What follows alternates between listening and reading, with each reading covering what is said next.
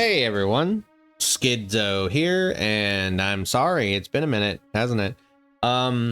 Things are okay. I'm working on another project. It's the longer one. It's about another horror game. Just real passionate about that. Wanted to, during this turbulent month for the game, especially, that I primarily cover, I wanted to work on something else that I'm a little passionate about, which is I wanted to expand the way the things that I do on this channel and talk about some horror games that some single player ones. That's not what I'm doing in this video. That's just what I've been working on. But like, it's been a turbulent month for Dead by Daylight. It's been rough. It's been rough all around. And I just, there's not much to say in some cases. I didn't know what to say. I didn't want to be a big negative voice. 9.1 released in a rough state, I can handle balanced decisions being a little out of whack, typically. But bugs are another story, and I didn't really like the fog vials. But, things have been adjusted. I've been having fun playing the last few weeks, They released in a big one. They've had a couple of, they've had a few bad weeks here at Behavior, but I believe in the company still. I still love Behavior and I love DBD. And I want to make videos when I actually have something constructive to say. So that's kind of where this is coming from. I was working on my other video, and they released this, and I've had so many thoughts about this. I've read this several times. I've been seeing lots of all the discussion about it. I've been participating in all the discussion about it, but I wanted to make a video talking about my opinions on this, really, more than anything. I really did want to just give my honest feedback on this is just a developer update, right? Don't fucking panic. I've been seeing sky is falling shit. And hey, this will be a PTB that we can test next week. No matter what you think, this will probably be one of the most impactful PTBs, if not the most impactful PTB, to be tested. And I hope that our feedback is taken very seriously. I very much do. I'm sure it will be. I'm sure it will be. I know a lot of people like to say, oh, Behavior doesn't really care. They do. They care, okay?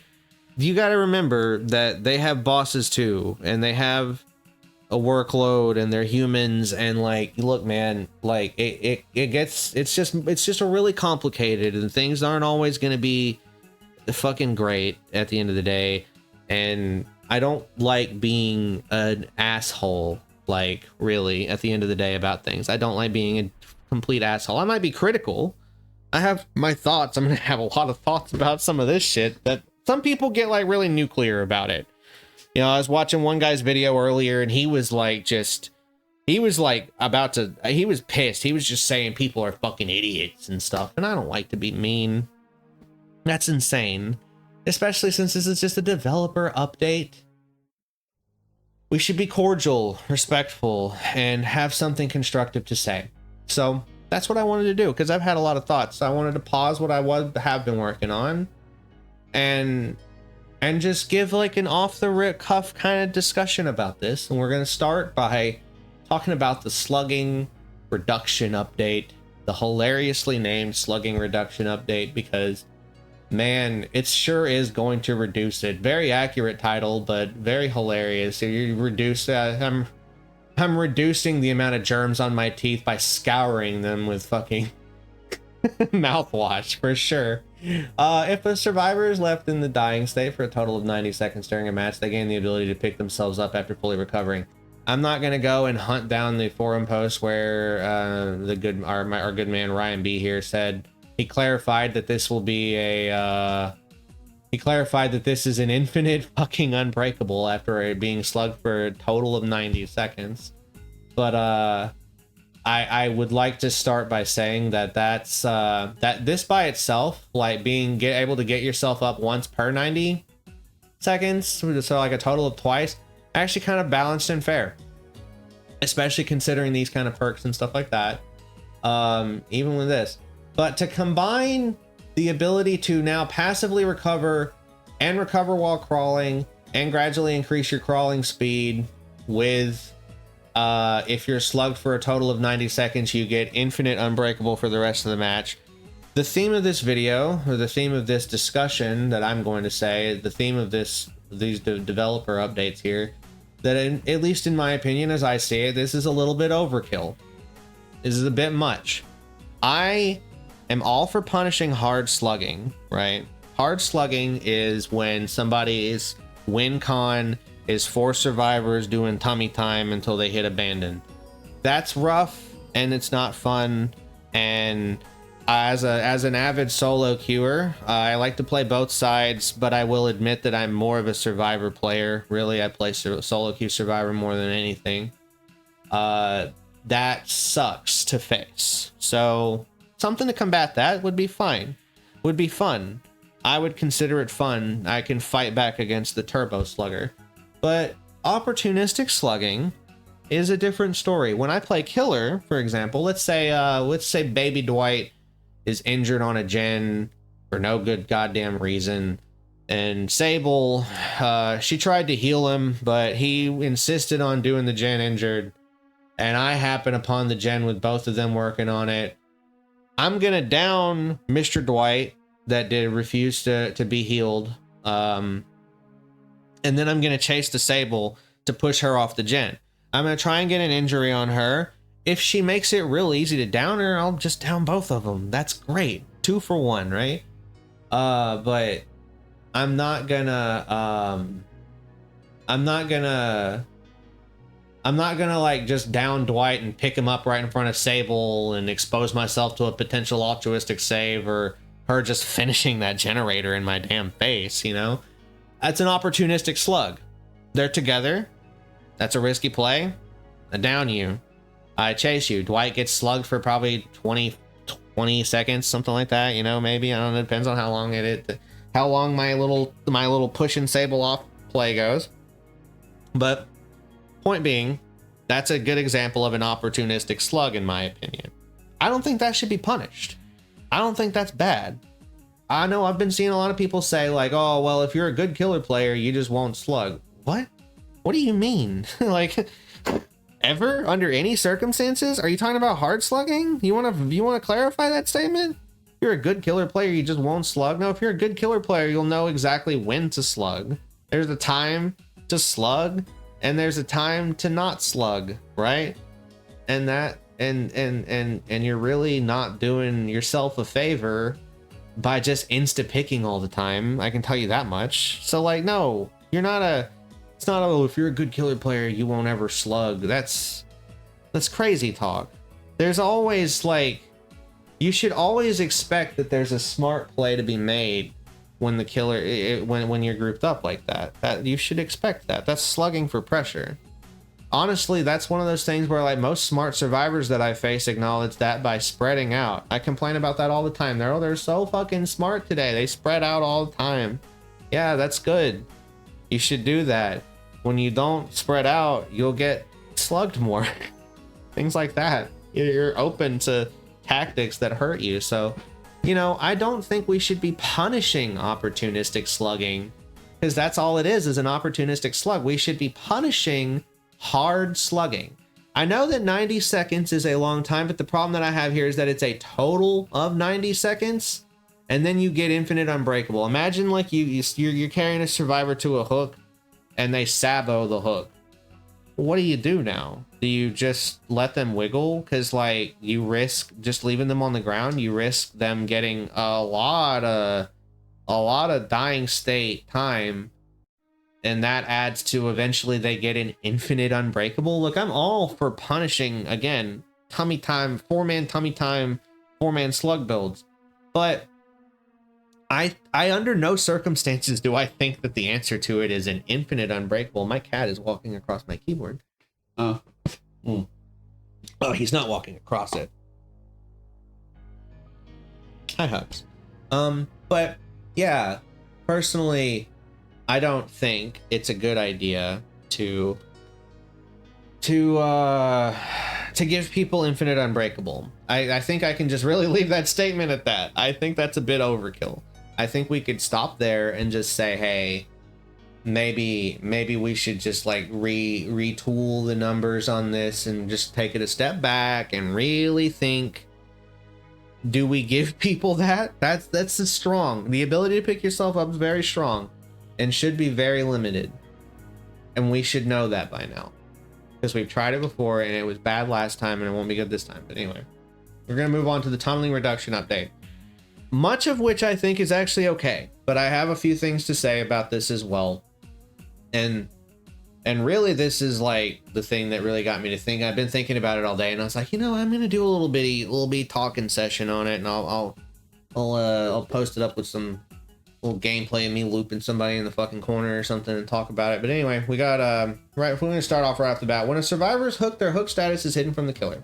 When they're unhooked, there's no notification and their hook status isn't revealed immediately. So first of all, quite commendably, we have been gradually making the survivor HUD better. This is good. I advocate for giving survivors a little ping system so we can communicate rudimentarily. I don't want voice chat. I just want the ability to like say, I'll take this chase, or don't come rescue me, or come rescue me now, or kill, you know, that kind of thing. But personally, I think that it's really weird that on the flip side, we are going to have the killer's UI lie to them. Like, why? Like, you know, this is really the biggest issue with this is that I just don't like that. I feel like that's incredibly unfair. It's like a slap in the face to killer players. We're gonna treat you like you're a filthy little fucking criminal that can't be trusted with this information. Like, I don't like that. Second of all, killer players are just gonna proxy camp more. That's it. They're just gonna proxy. Have fun when Huntress is like hovering around your hook 24 meters away with her hatchet up. Enjoy that. It's gonna be great. It might not validate when it hits you, but I'm sure you're gonna think it's really fun either way. This is disabled once all generators are completed. We'll get to this being said a lot. Once all generators are completed is where I'm gonna say, I think I have a little bit of a disagreement with behavior about when the anti-tunneling measure should be kicking off. But anyway, this is good here. Unhooked survivors gain no collision, you know, they gain like this new elusive status. They get like a base kit wicked where they see the killer's aura and they're immune to killer instinct. This is kind of a direct nerf to Legion, is it not? Is it not? Kind of sucks for Legion. And these effects are lost when the affected survivor. This is actually, yeah, that's actually pretty bad for Legion. That's actually pretty bad. Like, because now Legion can't, like, their power sucks, right? Their power is already like really weak. Anyway. But these effects are lost when the survivor performs conspicuous action, whatever, it doesn't matter. But point being, these are mostly good. Maybe the killer instinct thing's a little crazy, but you know, I don't mind this. The idea being like, yeah, the survivor should be incentivized to get the fuck away from the killer. People heal under the goddamn hook all the fucking time anyway. Like, so whatever. Add a unique effect to the killer hook state UI that indicates the last survivor they hooked. Okay, that's actually not terrible. I'm interested to see what that looks like. That's not terrible. No, this is all pretty good. They've got some incentives for completing unique hooks. Things like after completing a unique hook, you get a little mini pop, temporary haste, a little mini barbecue. These effects are lessened for the Blight, Dark Lord, Ghoul, Billy, and Nurse. And once again, disabled once all generators completed. Funnily enough, even though that's kind of funny, I would probably not mind having the haste. But yeah. So first of all, we're gonna start by saying I like the fact that they took it into account that these killers are uniquely benefit from things like aura reading with hooks and stuff like that. And so giving that to them base kit might be kind of nuts. Because then they just got to run lethal, right? But here's the problem. First of all, next generator kick. I'm going to go ahead and let you know that Trapper is probably not going to want to utilize this little gift that you're giving him unless it is an old Pop Goes the Weasel. And when I say an old Pop Goes the Weasel, some of you may not know what I'm talking about, but Pop used to do 25% flat gen regression. Like, you kick the gen and it knocks 25% of what's of just a flat 25% of progress off the damn thing. Now that's a mule kick on the gen. That's a strong generator kick. That might make it a little bit more worth it for somebody to use that if they happen to see one nearby. But I will straight up say that for the most part, your average M1, even with this, I mean, this haste has to be crazy, right? Like, what is it going to be, like 20% haste for like 30 or 40 seconds maybe or something? Please? But especially for weaker killers, lessen them for these killers, but for like Trapper, that's not that crazy. Bonus damage for the next generator kick though, with that could be good combined, right? However, see, my thing would be, I would probably rather this be like a base kit deadlock, or like even like maybe like a little mini pain res. Like, don't have it be like the actual pain res 25%, but like maybe that does like a 10% or like a 12% or something on a generator once per unique hook, that kind of thing. That's kind of cool, right? That might be good. It's like, what we need here is a little give and a take. I know some people are not going to like that, but like, we should be giving that base regression. But I think that a kick it's really not that smart to kick. I'd like to sit behavior down and explain to them that really what's funny is that these killers are really the killers that benefit the most from things like Pop, because they have nutso mobility and can find that generator really fast. But like Trapper kind of sucks, right? And I'm not trying to just be like that reductionist M1 killers are all terrible, but like Trapper really does have a terrible macro game in that regard. He has no map pressure.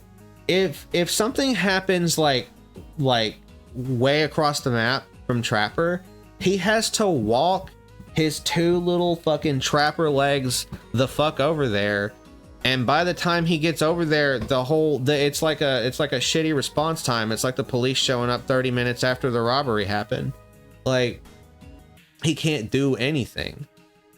This kind of thing, like, I can envision if I'm playing Trapper, I can already envision myself just straight up like just just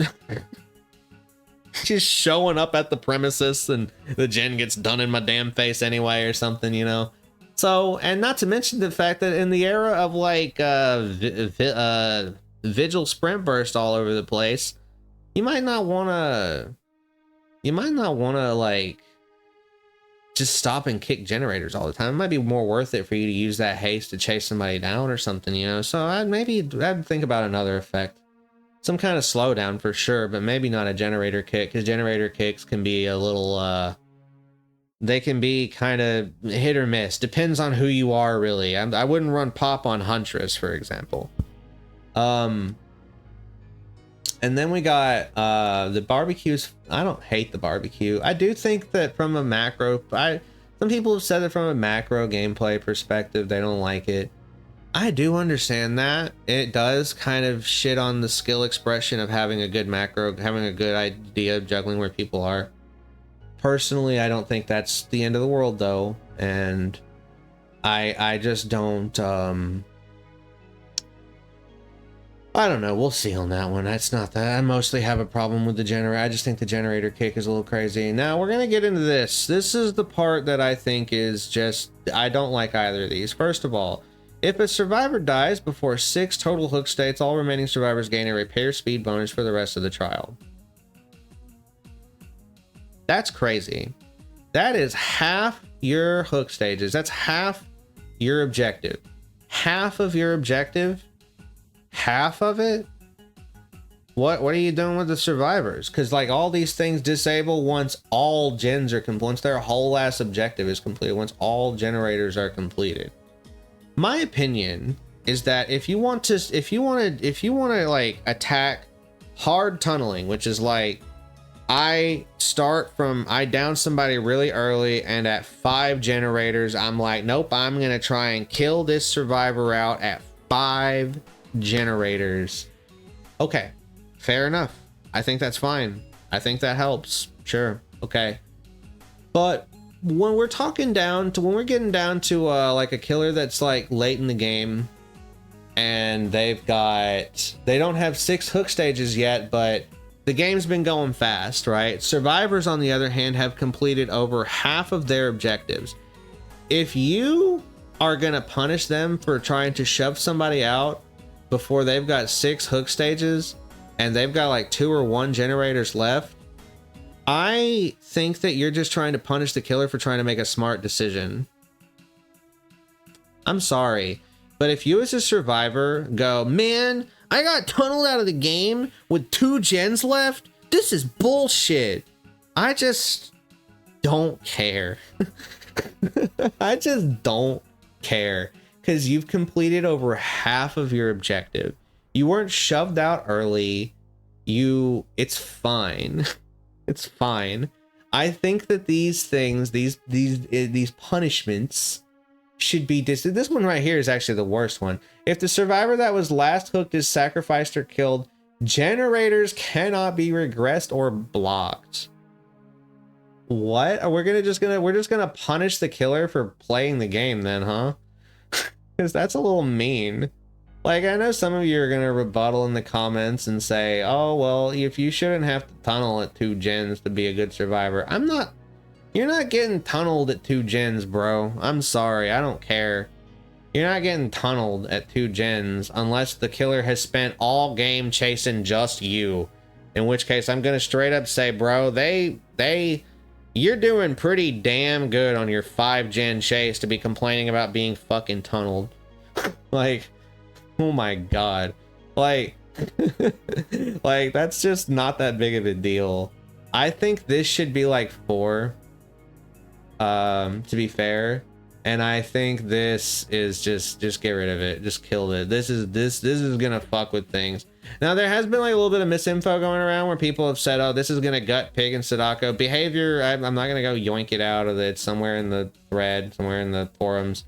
Behavior has confirmed that this does not count. Pig and Sadako early game kills do not count as this. This is only this is a hook stage double hook situation. So if some survivor is just fucking unfortunate or plain stupid and doesn't even try to get their pig trap off, or you ran like a pretty nasty pig trap build that like the tampered timer and stuff like that, you're not going to get punished for that. If a survivor fucks up and happens to get condemned out early, you're not going to get punished.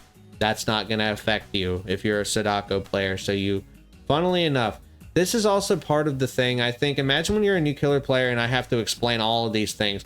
Oh, well, if a survivor dies before 6 hook states, you get in trouble. But if you're playing Sadako or Pig, that doesn't count with their special power. Oh, by the way, yeah, you get like a special thing from the hooks. But if you're playing Blight, Dark Lord, Ghoul, Hillbilly, or Nurse, it doesn't count. Like, I get it, but it's just a little convoluted. The behavior is probably going to work on a tutorial at some point, right? But, or they have to. They're going to force their own hand on that one. I think the more stuff they add to the game. But point being, I think this last part here, I think it's really what I'm getting down to, and I'm trying to keep this concise. I think that we should really start thinking about this tunneling measure, this anti-tunneling. We should be talking about early game hard tunneling.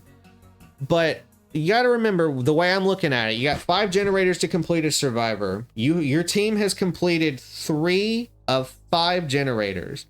That is over half your objective. You are over halfway to the finish line. I think at that point we should acknowledge that it is fine for people to start getting removed from the match. I've had teammates that were mad about it, but you shouldn't get mad that you got killed at like 2 gens. You don't have to be happy. Like, okay, there's definitely a lot of time where I'm like, oh fuck, they found me, god damn, yeah, fucking shit, and there's like 1 gen left, right? But like, I'm not gonna be like, you fucking god, how dare you, sir, how dare you How dare you shove me out at one gen at 95%? How dare you not just let me walk over to the exit gate? I deserve a do-over, sir. Like, come on, man. Like, you, at that point, if you want to complain that you got shoved out of the match fucking 3 minutes in, sure. If you want to complain that you got shoved out of the match before it was almost over, come on, man. What do you want? You want a do-over? You want to mulligan the match? Like, I just think that I think that this stuff goes a little too far. That's the problem. I think these are noble endeavors, and that a lot of this is really good. And I will say, I commend behavior. Thought was put into this. Thought was put into this. We are actually on our way. With this stuff, I'm not big on the first thing there, but with this stuff, we're on our way to a good, healthy system that incentivizes people to play in a way that's more fun. This punishes people for not playing nice. And that's my problem. Now, we have the elusive status effect that basically just gives you like fucking OTR and stuff, base kit. We got Tome's lore update. We got the shape update, clown, all that stuff. All these things are fine. The clown, okay, now actually, I'm not big on this, but I'm not gonna make, I gotta make a whole video talking about how I just don't want Myers to be a pseudo dash killer. But, like, I just wanted to talk about the tunneling reduction, and I wanted to talk about the slugging reduction. I've got another big video coming up about another horror game that I love, but I just wanted to do this. I've had this shit on my mind, and I just wanted to say my piece. This is my opinion on the developer update. I look forward to testing this PTB, and you know, no matter what, I thank behavior for the thought that has gone into this. You know, I do understand that they're trying. Look at that. But I do understand that they're trying. I just would like to see a little bit.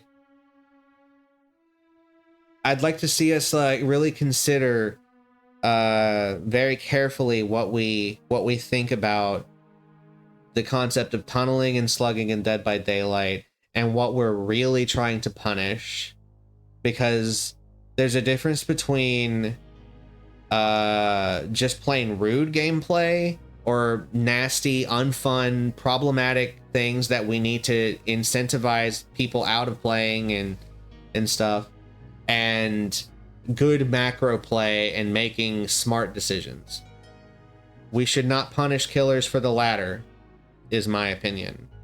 Thank you so much for watching.